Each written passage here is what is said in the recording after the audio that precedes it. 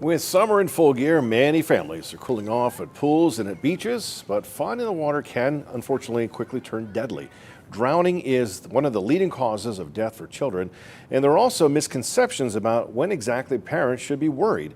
Fox 43's Alyssa Kratz has more.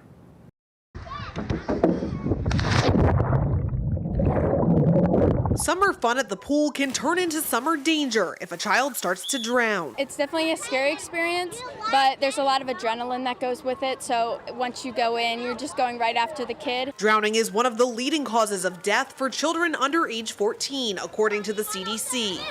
It's something lifeguards at Lincolnway Pool in York County are trained to handle. We are taught to especially look for bobbing when kids are bobbing up and down, when they're smaller usually, and they're not near a parent, or if they look very frightened to get in the water. But doctors say there are misconceptions about parents' real concerns.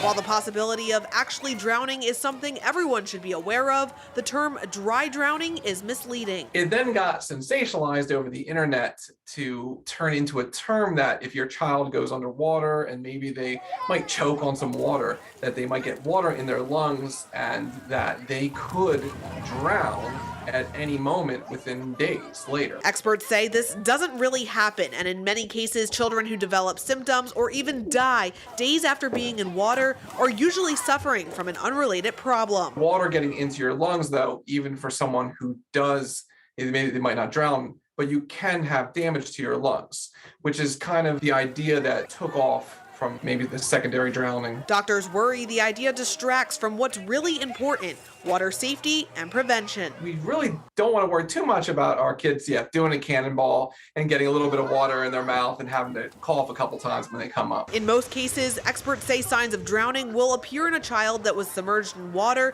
in the first couple hours after the incident. If your child is way more lethargic than typical, so they're feeling very tired, well, let's say they're throwing up, complaining about headaches, complaining about problems breathing. And it's always important to know CPR, use life jackets or flotation devices, and have constant adult supervision. Alyssa Kratz, Fox 43 News.